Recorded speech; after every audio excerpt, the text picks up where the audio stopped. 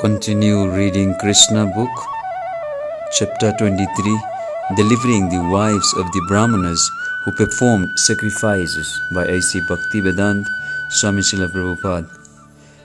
The morning passed and the cowherd boys were very hungry because they had not eaten breakfast. They immediately approached Krsna and Balaram and said, "Krsna, dear Krsna and Balaram, you are both all-powerful. You can kill many demons, but today we are much afflicted with hunger, and this is disturbing us.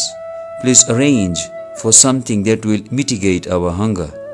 Requested in this way by their friends, Lord Krsna and Balaram arranged to show compassion to certain wives of Brāhmanas who were performing sacrifices. These wives were great devotees of the Lord, and Krsna took this opportunity to bless them. He said, "My dear friends, please go to the house of the Brāhmanas nearby. They are now engaged in performing the Vedic sacrifices known as Angiras, for they desire elevation to the heavenly planets. All of you, please go to them." Then Lord Krsna warned his friends, "These Brāhmanas are not Vaishnavas. They cannot even chant our names, Krsna and Balaram. They are very busy in chanting the Vedic hymns, although the purpose of Vedic knowledge is to find me. But because they are not attracted by the names of Krsna and Balaram, you had better not ask them for anything in my name. Better ask for me charity. Better ask for some charity in the name of Balaram." Charity is generally given to higher class Brāhmanas, but Krsna and Balaram did not appear in a Brahmana family. Balaram was known as the son of Vasudeva, a Kshatriya, and Krsna was known in Vrindavan as the son of Ananda Maharaj, who was a Vaishya.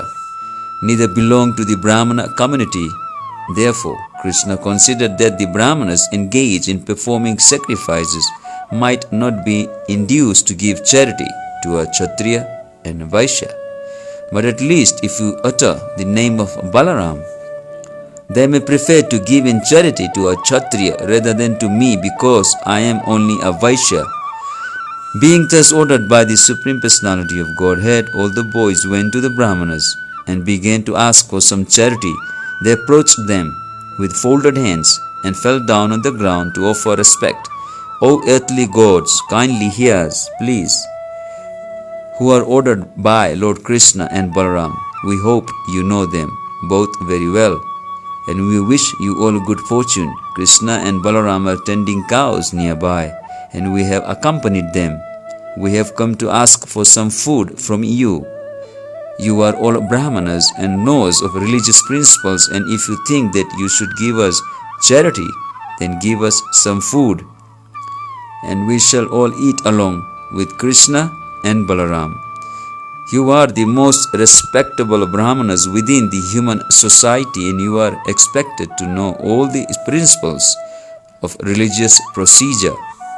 Although the boys were village boys and were not expected to be learned in all the Vedic principles of religious rituals, they hinted that because of their association with Krsna and Balaram, they knew all those principles.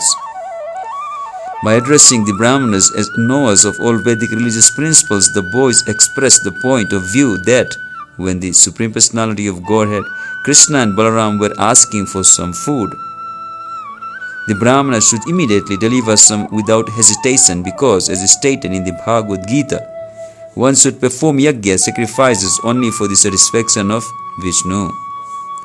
The boys continued, "Lord Vishnu as Krsna and Balaram are standing waiting, and you should immediately deliver whatever food you have in your stock." They also explained to the Brahmanas when food is to be accepted and when it is not to be accepted. Generally, the Vaishnavas or pure devotees of the Lord do not take part in ordinary sacrificial performances, but they know very well the ceremonials called Diksha, Pasu Samstha, and Sautramani. One is permitted to take food after the procedure of Diksha and before the animal sacrificial ceremony, and the Sautramani, a ceremony in which liquors are also offered. The boys said, "We can take your food at the present stage of your ceremony, for now it will not be prohibited, so you can deliver us the food." Although the companions of Lord Krishna and Balaram were simple cowherd boys, they were in a position to dictate even to the high-class Brāhmaṇas engaged in the Vedic rituals of sacrifice. But the Smarta Brāhmaṇas, who were simply sacrificial-minded, could not understand the dictation of the transcendental devotees of the Lord. They could not even appreciate the begging of the Supreme Lord, Krishna and Balaram. Although they heard all the arguments on behalf of Krishna and Balaram, they did not care for them. And they refused to speak to the boys despite being highly elevated in the Vedic knowledge of Vedic sacrificial rites. All such non-devotee Brāhmanas, although they think of themselves as very highly elevated, are ignorant, foolish persons. All their activities are childish because they do not know the purpose of the Vedas. As it is explained in the Bhagavad Gita, to understand Krishna in spite of their advancement in Vedic knowledge and rituals, they do not understand Krishna. Therefore, their knowledge of the Vedas is useless. Lord Chaitanya therefore gave his valuable opinion that although a person may not be born in a Brahmana family, if he knows Krishna or the science of Krishna consciousness, he is more than a Brahmana, and he is quite fit to become a spiritual master. There are various details to be observed in the performance of sacrifices. They are known as Desa, place, Kala, time, Pritak, Dravya, the different detailed paraphernalia, mantra, hymns, tantra, scriptural evidences, Agni, fire, Ritvik, learned performance of sacrifices, Devata, the demigods, Yajamana, the performer of the sacrifices, Kratu, the sacrifice itself, and Dharma, the procedures. All these are for satisfying Krishna. It is confirmed in the Bhagavad Gita that he is the actual enjoyer of all sacrifices, because he is directly the Supreme Personality of Godhead and the Supreme Absolute Truth. Beyond the conception of or speculation of the material senses, he is present just like an ordinary human boy. But for persons who identify themselves with the body, it is very difficult to understand him.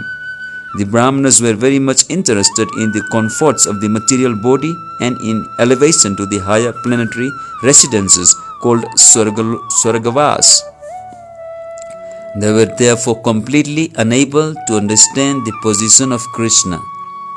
When the boys saw that the Brāhmanas would not reply to them even in a simple yes or no, they became very much disappointed. They then returned to Lord Krishna and Balaram and explained everything that had happened. After hearing their statements, the Supreme Personality of Godhead smiled. He told them that they should not be sorry for being refused by the Brāhmanas, because that is the way of begging. He convinced them that one who is engaged in collecting or begging should not think that he will be successful everywhere. He may be unsuccessful in some places, but that should not be cause for disappointment. Lord Krishna then asked all the boys to go again, but this time to the wives of those Brāhmanas who engaged in sacrifices. He also informed them that these wives were great devotees. They are always absorbed in thinking of us. Go there and ask for some food in my name and the name of Balaram, and I am sure that they will deliver you as much food as you desire. Carrying out Krishna's orders, the boys immediately went to the wives of the Brāhmanas. They found the wives sitting inside the Brāhmana's house. They were very beautifully decorated with ornaments. After offering them all respectful obeisances, the boys said, "Dear mothers, please accept our humble obeisances and hear our statement. May we inform you that Lord Krishna and Balaram are nearby. They have come here with the cows, and you may know also that we have come here under their instructions. All of us are very hungry. Therefore, we have come to you for some food. Please give us something to eat for Krishna, Balaram, and ourselves." Immediately upon hearing this, the wives of the Brāhmanas became anxious for Krishna and Balaram. These reactions were spontaneous. They did not have to be convinced of the importance of Krishna and Balaram. Immediately upon hearing their names, they became very eager to see them. Being advanced by thinking of Krishna constantly, they were performing the greatest form of mystic meditation. All the wives then became very busily engaged in filling up different pots with nice food. Due to the performance of the sacrifice, the various foods were all very palatable. After collecting a feast, they prepared to go to Krishna, their most beloved object, exactly in the way rivers flow to the sea. For a long time, the wives had been eager to see Krishna. However, when they were preparing to leave home to go to see him, their husbands, fathers, sons, and relatives asked them not to go, but the wives did not comply. When a devotee is called by the attraction of Krishna, he does not care for bodily ties. The women entered the forest of Vrindavan on the bank of the Yamuna, which was verdant with vegetation and newly grown vines and flowers. Within that forest, they saw Krishna and Balaram engaged in tending the cows along with their very affectionate boyfriends. The Brahmana's wife saw Krishna with a blackish complexion wearing a garment that glittered like gold. He wore a nice garland of forest flowers and a peacock feather on his head. He was also painted with the minerals found in Vrindavan, and he looked exactly like a dancing actor on a theatrical stage. They saw him resting on one hand on the shoulder of his friend, and in his other hand he was holding a lotus flower. His ears were decorated with lilies. He wore marks of tilaka, and he was smiling charmingly. With their very eyes, the wives of the Brahmanas saw the Supreme Personality of Godhead, of whom they had heard so much, who was so dear to them, and in whom their minds were always absorbed. Now they saw him eye to eye and face to face, and Krishna entered within their minds, within their hearts through their eyes. Within themselves they began to embrace Krishna to their heart's content, and the distress of separation was mitigated immediately. They were just like great sages who by their advancement of knowledge merged into the existence of the Supreme as the Super Soul living in everyone's heart. Lord Krishna could understand their minds. They had come to him despite all the protests of their relatives, fathers, husbands, and brothers. And despite all the duties of household affairs, they came just to see him, who was their life and soul. They were exactly following Krishna's instructions in the Bhagavad Gita. One should surrender to him, giving up all varieties of occupational and religious duties. He therefore began to speak to them, smiling very magnificently. It should be noted in this connection that when Krishna entered into the wives' hearts, and when they embraced him and felt the transcendental bliss of being merged with him, the Supreme Lord Krishna did not lose his identity, nor did the individual wives lose theirs. The individuality of both the Lord and the wives remained, yet they felt oneness in existence. When a lover submits to his lover without any pinch of personal considerations, that is called oneness.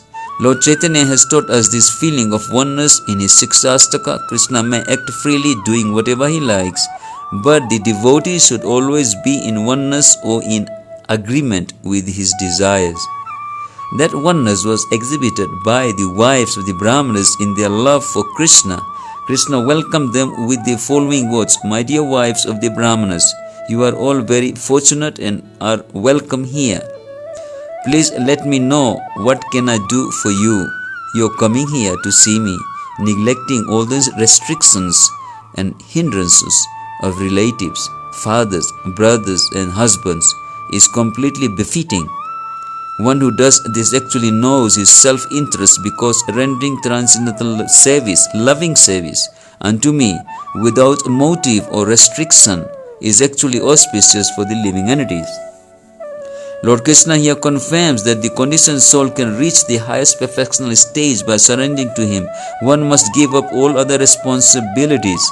This complete surrender unto the Supreme Personality of Godhead is the most auspicious path for the conditioned souls, because the Supreme Lord is the supreme objective of love. Everyone is loving his self according to the advancement of his knowledge. Ultimately, when a person comes to understand that his self is the spirit soul, and that the spirit soul is nothing but a part and parcel of the Supreme Lord, he recognizes the Supreme Lord as the ultimate goal of love and then surrenders unto him. This surrender is considered auspicious for the conditioned soul. Our life, property, home, wife, children, house, country, society, and all paraphernalia which are very dear to us are expansions of the Supreme Personality of Godhead. He is the central object of love because he gives us all bliss, expanding himself in so many ways according to our different situations, namely bodily, mental, or spiritual. My dear wives of the Brāhmaṇas, Krsna said, you can now return to your homes, engage yourselves in sacrificial activities and in the service of your husbands and household affairs, so that your husbands will be pleased with you, and the sacrifice which they have begun will be properly executed. After all, your husbands are householders, and without your help, how can they execute their prescribed duties? The wives of the Brāhmaṇas replied, Dear Lord, this sort of instruction does not befit you. Your eternal promise is that you will always protect your devotees, and now you must fulfill this promise. Anyone who comes and surrenders unto you never goes back to the conditional life of material existence. We expect that you will now fulfill your promise.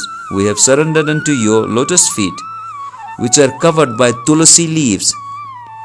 So we have no desire to give up the shelter of your lotus feet and return to the company of our so-called relatives, friends, and society. And what shall we do if we return home? Our husbands, brothers, fathers, sons, mothers, and friends will no longer accept us at home, because we have already left them all. Therefore, we have no shelter to return to. Please, therefore, do not ask us to return home, but arrange for our stay under your lotus feet, so that we can eternally live under your protection. The Supreme Personality of Godhead replied, My dear wives of the Brāhmaṇas, rest assured that your husbands will not neglect you on your return, nor will your brothers, sons, or fathers refuse to accept you, because you are my pure devotees. Not only your relatives, but also people in general, as well as the demigods, will be satisfied with you. Krishna is situated as the super soul in everyone's heart, so someone who becomes a pure devotee of the Lord, Krishna immediately becomes pleasing to everyone.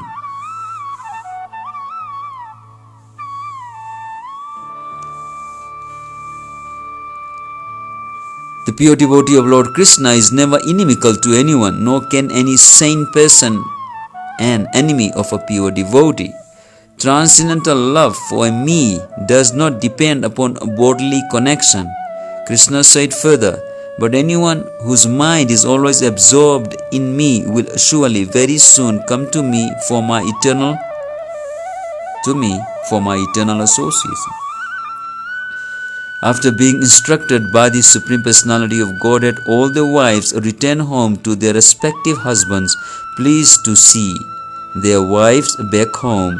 The Brāhmanas sat together with them and executed the performance of sacrifices as enjoined in the Shastras. According to Vedic principle, religious rituals must be executed by the husband and wife together.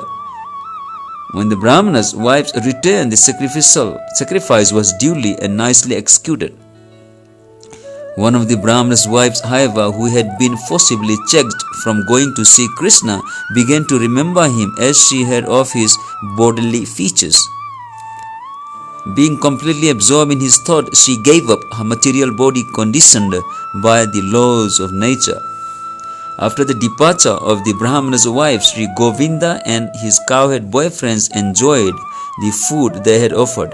In this way, The ever-joyful personality of God had exhibited his transcendental pastimes in the guise of an ordinary human being in order to attract the common people to Krishna consciousness with his words and beauty. He attracted all the cows, cowhead boys and damsels in Vrindavan. All of them together enjoyed the pastimes of the Lord.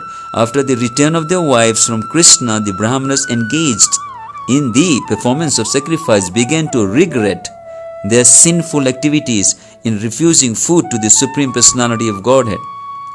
They could finally understand their mistake engaged in the performance of Vedic rituals.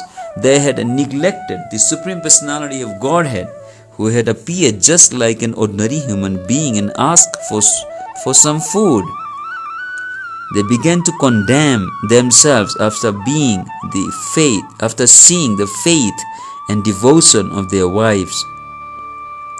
They regretted very much that although their wives were elevated to the platform of pure devotional service, they themselves could not understand even a little bit of how to love and offer transcendental loving service to the Supreme Soul. They began to talk among themselves. To hell with our being born Brāhmanas, to hell with our learning all the Vedic literatures, to hell with our performing great sacrifices and observing all the rules and regulations, to hell with our family, to hell with our expert service and performing the rituals exactly according to the descriptions of these scriptures, to hell with it all, for we have not developed transcendental loving service to the Supreme Personality of Godhead, who is beyond the speculation of the mind, body and senses. The learned Brāhmanas, expert in the Vedic ritualistic performances, were properly regretful. Because if one does not develop Krishna consciousness, all discharge of religious duties is simply a waste of time and energy. They continue to talk among themselves. The eternal energy of Krishna is so strong that it can create illusion to overcome even the greatest mystic yogi. Although we expert Brāhmanas are considered to be the teachers of all other sections of human society, we also have been illusioned by the external energy. Just see how fortunate these women are. They have so devotedly dedicated their lives to the Supreme Personality of Godhead Krishna that they easily did what is ordinarily so difficult. They gave up their family connections, which are just like a dark well for the continuation of material miseries. Women in general, being very simple at heart, can very easily take to Krishna consciousness, and when they develop love for Krishna, they can easily get liberation from the clutches of Maya, which are very difficult for even so-called intelligent and learned men to surpass. The Brāhmanas continued, according to Vedic injunction, women are not allowed to undergo the purificatory process of initiation by the sacred thread, nor are they allowed to live as a brahmacharinis in the ashrama of the spiritual master, nor are they advised to undergo the strict disciplinary procedures, nor are they very expert in discussing the philosophy of self-realization, and by nature they are not very pure, nor are they very much attached to auspicious activities. Therefore, how wonderful it is that these women have developed transcendental love for Krishna and the Lord of all mystic yogis. They have surpassed all of us in firm faith and devotion unto Krishna. Although we are considered to be masters in all purificatory processes, we did not actually know what their goal is, because we are too much attached to the materialistic way of life. Even though we were reminded of Krishna and Balaram by the cowhead boys, we disregarded them. We now think that the Supreme Personality of Godhead simply played a trick of mercy on us by sending his friends to beg food from us. Otherwise, he had no need to send them. He could have satisfied their hunger then and there just by willing to do so. If someone denies the self-sufficiency of Krishna on hearing that he was tending the cows for his livelihood, or if someone doubts his not being in need of the food, thinking that he was actually hungry, then such a person should understand that the goddess of fortune is always engaged in his service. In this way, the goddess can break her faulty habit of restlessness. In Vedic literatures like the Brahma Samhita, it is stated that Krishna is served in his abode with great respect by not only one goddess of fortune, but many thousands. Therefore, it is simply illusion for one to think that Krishna begged food from the Brāhmaṇas. It was actually a trick to show them mercy by teaching them that they should accept him in pure devotional service instead of engaging in ritualistic ceremonies. The Vedic ceremonial paraphernalia, the suitable place, the suitable time, the different grades of articles for performing the ritualistic ceremonies, the Vedic hymns, the process of sacrifice, the priest who is able to perform the sacrifice, the fire, the demigods, the performer of the sacrifice, and the religious principles are all meant for understanding Krishna. For Krishna is the Supreme Personality of Godhead. He is the Supreme Lord Vishnu and the Lord of all mystic yogis. Because he has appeared as a child in the dynasty of the Yadus, we were so foolish that we could not understand that he is the Supreme Personality of Godhead.